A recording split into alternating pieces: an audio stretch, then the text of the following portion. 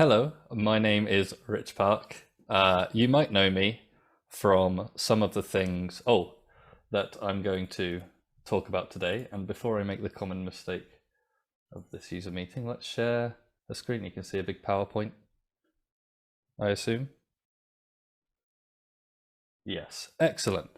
So yes, my name's Rich Park, and you might know me from some of the things I'm going to talk about today. And if you don't, then you're going to find out some of the places that and some of the things that I've been involved with and am involved with here at Dyalog and also outside of Dyalog in this sort of APL media update for 2021. So the first thing, just to give you a quick overview, I'm going to quickly talk about kind of our mission in the sort of Dyalog media group at the moment, what we're kind of thinking about and why we're thinking about it this way. A little bit about what the plan is in terms of content that we're currently creating and supporting. And then I'm just going to talk about, possibly for some of you, introduce some things that you can watch or read or listen to right now. Some of these things have been published relatively recently, some of them not so much, but you'll see there's quite a lot going on. And then finally, I'll give you a heads up about some of the stuff that's coming up, in particular some events in the future. I can see if you're watching live, attending the user meeting, the Q&A is there. I'm happy to answer questions mostly at the end, but maybe as we go. So I'll be keeping an eye out for that. Okay, so at the moment, I've been kind of thinking about trying to improve the APL information space and the Dyalog media space from the kind of perspective that I'm phrasing here as improving the new APL experience. But I don't want to give the impression that I'm trying to abandon all the existing and experienced APLers. In fact, in this group, I'm including not only people who might be brand new to APL itself, but also people who maybe have done APL for decades but are coming to Dyalog for the first time. We're kind of taking a leaf out of the accessibility handbook, where you sort of see this discussed in user interface design spaces or even architecture, where even if some feature or something you're changing or improving is being done specifically for some particular audience or some accessibility need, it's generally well accepted that those types of improvements can often really help every kind of user. And so while I'm not actually talking about sort of traditional accessibility issues, unfortunately, although we are open to discussing and improving things in that sense, what I'm kind of talking about really is how someone coming from the outside into the APL world is able to navigate the available information and making it possible for them to, as quickly as possible, get the answers to their queries and find the information they're looking for, and start enjoying and being productive in APL. So that's kind of the idea. One fairly specific example in that vein is, as Adam had sort of briefly mentioned in some of the sort of recent user UX updates for Dyalog 18.2 and latest release of Ride, for example, there's a newly updated Getting Started page. And at the moment, this is kind of a curated set of links for resources that we think might be particularly helpful for people coming to APL and Dyalog for the first time. And as Adam showed, this is, accessible from the latest release of Ride in the help menu, and also the Windows IDE for Dyalog 18.2 also has this menu item.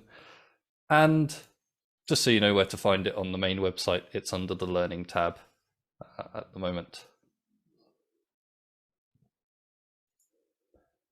So that's kind of one specific example, but a bit more broadly, what's the plan? What's happening with Dyalog and APL Media at the moment? Well, as I said, some of you might know me already. You might have seen me presenting webinars or being involved in actually quite a few of the things that I'm talking about, as I said today. That will continue. So, for example, here are the webinars from 2021. It's been myself and Adam and Rodrigo trying to give a balance of APL language sort of tutorials and information, as well as application development tools that are available, and also advice and techniques for handling various specific scenarios there. And that's going to continue in the new year. So expect more of that. Thank you to everyone who's watched those. And also thank you to everyone who's sent us suggestions for topics in the future. We have a nice big list now of things to address. So I'm really looking forward to that. Dyalog.tv will also continue to be a place where in a week or two's time, you'll be able to find the recordings from the presentations at this user meeting. So keep an eye out for that space. I'm going to fairly briefly mention we're in the process looking at redesigning our main website, and sort of as part of that work, we're also looking at a way to make the videos in our sort of catalog easier to access and navigate as well. But that's all I'll say about that right now. Rodrigo also continues to masterfully update the Mastering Dialogue book, and yes, it kind of looks like this. So he's sort of bringing it up to date as not just in the sort of more modern format with these Jupyter book ebook format, but also adding more information, in particular about all of the updates to Dyalog that have happened since 2009 when the original book was published. So he's made a good start, but there's quite a lot to do, obviously. So please be patient, but you can check the progress of that at what I think is quite a tasty URL, mastering.dialog.com. I quite like that anyway.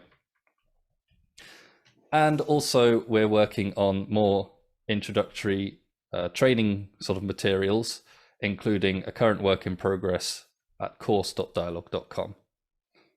So those are kind of four of the major internal Dyalog media efforts at the moment. Oh, sorry, that's the APL course, what it looks like. Got to put that there, but so that's not a surprise if you go there. There's not that much at the moment. Expect that content to change, and quite a lot in the coming months and year. But as I was saying, these are kind of the main internal Dyalog-driven projects. But we like to do this, and we will continue to support APL media and array language media created by people outside of the Dyalog organization. So I'm going to talk about a few of those things as well. For example, with regards to onboarding and introductory training materials, we are well aware that the best way to learn a new skill is by actually doing it and trying things out. And to that end, we're really happy to publicize Stefan Kruger's book, which if you were lucky enough to attend yesterday and see his presentation about, that was actually really excellent, entertaining, I thought. But here's the name of that presentation if you're watching this in the future and you want to go to see what that's about. Really cool perspective, and also a really excellently written book. But it's quite terse-ish and quite focused, very modern, up-to-date, latest Dyalog features, latest sort of array language thinking. Whereas the course we're working on at course.dialog.com is going to cover sort of a broader spectrum of things, and it's also going to be much more exercise-driven. Well, to be fair, Stefan Kruger's book has got a lot of examples and things like that in it, but we're focusing heavily on that. And I'm also seeing it as placed somewhere between the scope of Stefan Kruger's book, or maybe a short introduction you might find on somewhere like the APL Wiki's list of learning resources for absolute beginners, but not as comprehensive as the full Mastering Dialogue book, which really does cover pretty much everything you could hope to know in 2009, and soon it'll be even now. I'm going to very briefly mention this only because there is a webinar presenting Trypl version 3. There's been lots of really cool updates, including some things that at the time I'd say we implemented because it kind of was a natural progression from what we were already doing, but we've actually heard stories of people sort of using some of these features when they've tried to present APL to various audiences for the first time. So that was really nice to see. Trypl continues to be a really great resource in my opinion. I think it's very cool. But I won't talk much more about that now because there is a lot more. As I said, in terms of sort of non-dialogue specific media efforts, we are still involved in lots of these things. So one thing we like to support, and you've probably heard several mentions of already, is the APL Wiki. I guess it's not, can't really call it a revamp anymore because this is just what the wiki looks like. It continues to be a really great resource, not just for introducing people to the language and how to run it and the different implementations and other technical things like that, but also if you're interested in APL's rich history and community surrounding the language, then this is a great place to find information about all those sorts of things. I think on this screenshot you can see it says 358 articles about APL that anyone can edit. I'm fairly sure that's out of date by now. I took this screenshot last week. But apl.wiki is a nice little short URL you can go to get straight there. All right, now it is going to be a bit rapid fire things that exist that you can go and check out. Not immediately after this perhaps, but maybe tomorrow and moving forward. One example is the APL Campfire in the sort of space of APL community stuff. So Adam Brzezinski, every 4 weeks, I think on a Sunday, hosts a sort of informal online meeting where various people from the APL and Array language community come and share their stories, their careers or their lives involved in APL. So there's already a handful of really fascinating episodes. You can go and you can sort of watch the video stream or even just listen to that as well, because the format has a kind of podcast-ish vibe to it. It's quite nice. And I've just popped a list of names there. If any you recognize or you'd be interested in hearing from, then you can check out the currently published episodes. Or if you even want to find out how you can attend, where to go to attend one of the recordings of an APL Wiki, an APL Campfire session, go to apl.wiki/campfire. They're very regular. Adam says 361 articles on the APL Wiki. All right, so one thing that APL has not really had so much in its decades-long history is a sort of specific APL language APL logo. Various vendors and organizations have had their own logos, obviously, and have used that in any of their publications, but I don't think there's been anything like a vendor-agnostic APL logo. But every now and then, some user group or meeting space, pops up the suggestion, why don't we try and put one forward? This has happened several times, but at a recent British APL Association meeting, it was brought up again, and actually several people kind of stepped up with lots of different suggestions, and a lot of those suggestions have been collected together and put on the APL Wiki. So, I don't, there is no body or person, I think, around with the authority to exactly declare this is our new logo, go use it. What I expect would be something more like a kind of de facto thing, whichever icon tends to get used more in blog posts, videos, and things like this. Will probably be it, but this is a place where you can go and see some of the options that have been suggested. And the other reason I mention this is because if you are a graphic designer or someone with a kind of opinion about this, then please go to the APL Wiki page about APL Logo, and either you can post your own suggestions there, or I think there's a discussion page, and you could even just voice your support for one of the current suggestions, or just start using any of them. That's as good as support is for such a thing. So yeah, possibly an APL vendor agnostic APL logo would be interesting to see.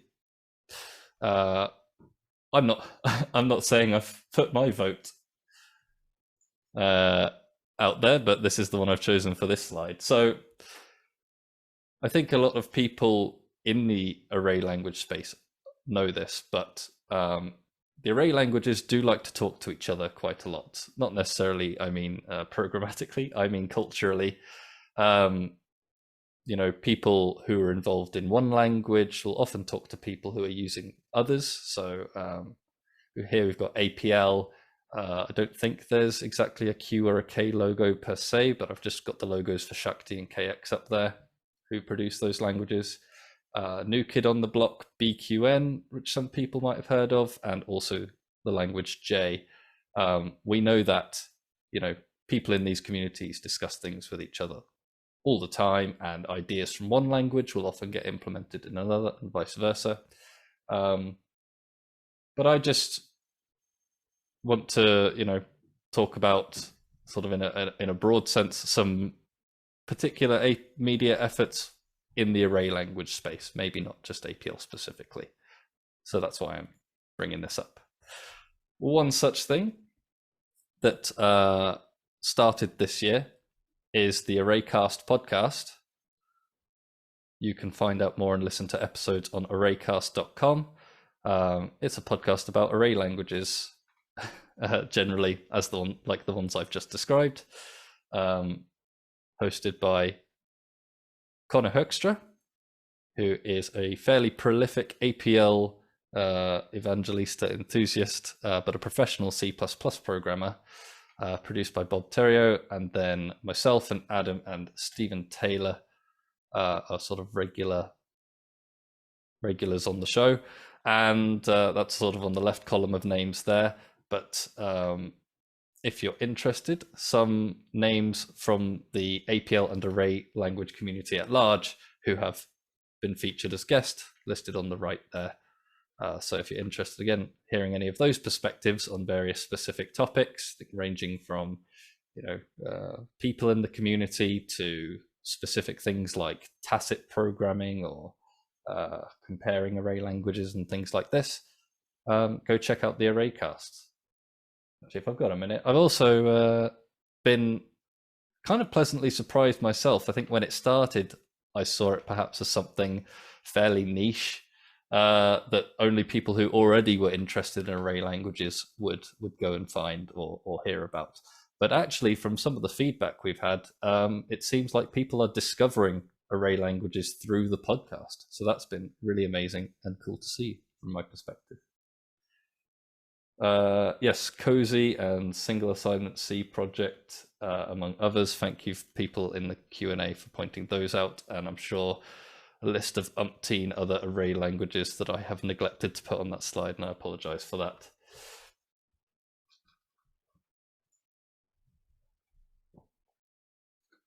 Okay, probably just the last few things, or maybe half of things now. That's stuff you can mostly listen to, but if you are sort of like many of us these days, pretty hooked on YouTube videos, then just know you can get your APL fix there as well now. I've just brought together here a collection of some that I'm particularly aware of, who have been producing content. They have a fair amount of content or are producing it quite regularly. So I have people's names with their kind of YouTube, icons. And then in parentheses there is something that I think with fairly regular success, you can type into the YouTube search box and find these people specifically on YouTube. So Asha Mancinelli has been producing content to do with BQN and also comparing with other GPU frameworks in C++ and other things like that. Connor continues to be very prolific on his channel Code Report. Jamie Raymond is kind of a new kid on the block in terms of the YouTube space, but you might be interested to know he's producing videos using APL 360, which is a very cool blast from the past. Michael Wallace is, I believe, reasonably well known in the J language space under the username Tangent Storm. He does the ridiculously early J morning show and other things. Our own Rodrigo Geral Serrao, you've heard from him today. He has plenty of stuff, neural networks, leak code problems, that sort of thing. Isaac Wooden at the end, after last year's user meeting, I saw these. I'm not sure he's uploaded anything in a while, but I thought I'd mention it anyway. He was doing advent of code problems in Dyalog APL. And I'm also on YouTube sometimes, maybe not. Maybe I should be more frequent, who knows? But yes, if you're interested in more array language media on YouTube, check these people out. The Dyalog blog continues to be a really excellent source of sort of a fair range of topics and information. So I've sort of summarized that here. I'm not listing all of the blog post titles, but you can go there and read things such as sort of community posts. So when we welcome a new Dyalog team member, we have a welcome blog post on there. And there's also been several thank yous and even tributes to current and past APL and array language community members for various things, both related to APL and also not. And also sometimes you'll see specific tips and tricks, maybe features of Dyalog that you weren't aware of posted on there, news regarding recent releases, and also if you're new to APL or learning or maybe just sharpening your skills, we've started to recently publish blog posts which highlight particular entries or snippets of code that were submitted as part of the APL problem solving competition. Maybe not necessarily submitted by the winners, but things that we found were particularly good or interesting, at least, to comment on. So all that approximately and more can be found on dyalog.com/blog. Now, I think a lot has been said and more than I can even possibly think to say, because I only met the man a couple of times. But from this talk's perspective, the APL community has recently, I'm sure all of you are aware, lost one of the most excellent and prolific producers of APL writing and array language publications, and that's Roger Huey.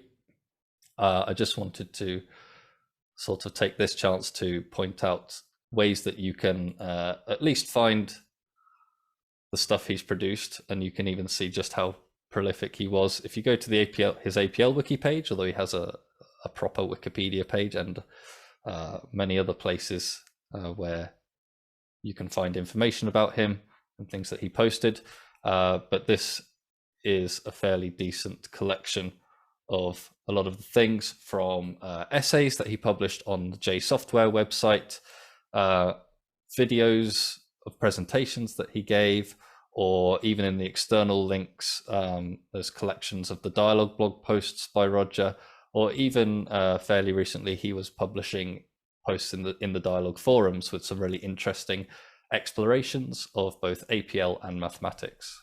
So if you want to see that sort of stuff, there's a place to do that. All right, I'll have to rattle through a few of these because I took a bit more time on this than I expected, but no APL media update would probably be complete without a shout out to the APL Orchard, although it's already been shouted out a couple of times this user meeting. Approaching 200,000 total messages, continues to be a very active place to go and ask APL questions, no matter where in your APL learning journey you are. If you're a rank beginner or you've already been doing APL for a long time, there are some very knowledgeable people, very enthusiastic and helpful people who will answer your questions and discuss APL stuff with you there. But also, not just the APL Orchard, but a couple of new, well, not new, but increasingly active spaces online where you can go and discuss APL and array languages. So a place called the APL Farm on Discord, although there are channels on there, I don't know what they're called, sub-channels within the channel for other array languages. The link is on the screen there if you use Discord, and also the r/APLJK subreddit is increasingly active with people asking questions and posting information about all stuff array language. This is probably the second time I'm doing such a shout out,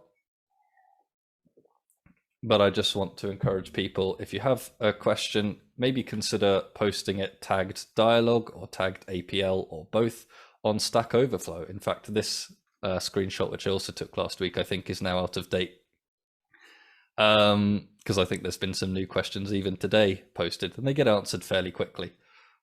It also helps increase APL's visibility outside of the APL space specifically. So please consider asking on Stack Overflow if you have a question. All right. Yeah, not doing bad, 2 minutes. So yeah, that was kind of quick fire of loads of different things and places that exist online. You know, for such a sort of niche community as ours, I think really utilizing the online spaces is proving to be really beneficial for our community, keeping it keeping it alive and growing it.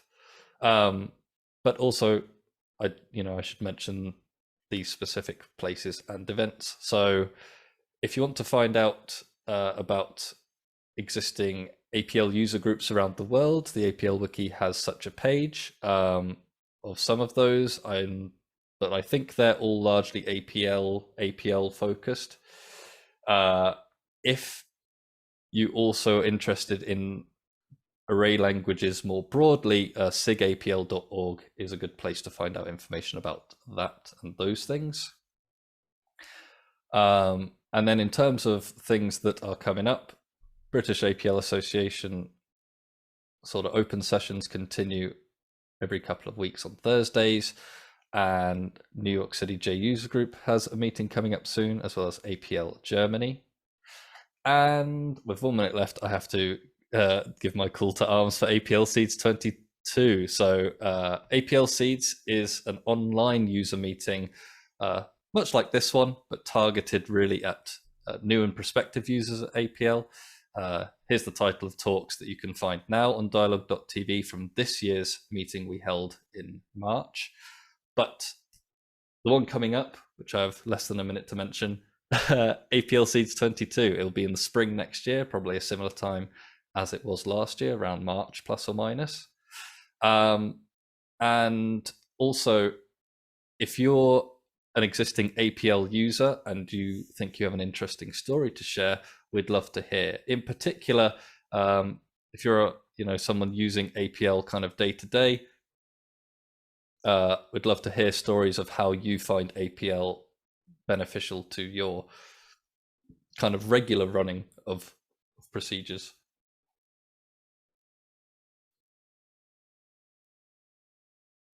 Yep. So if you have such experience like that, feel free to reach out to us at aplseeds@dialog.com, or I might reach out to you. In fact, I know who some of you are. Okay. Thank you very much. I think I'm hitting the time pretty much on the dot. I thought this would be a bit shorter, but I just want to say thank you very much for watching. Thank you for everyone who participates and produces APL and array language media external to Dyalog, because you are helping us to grow a really excellent, dedicated, passionate, and vibrant community. And with that, I think I'll shut up and let the next thing happen.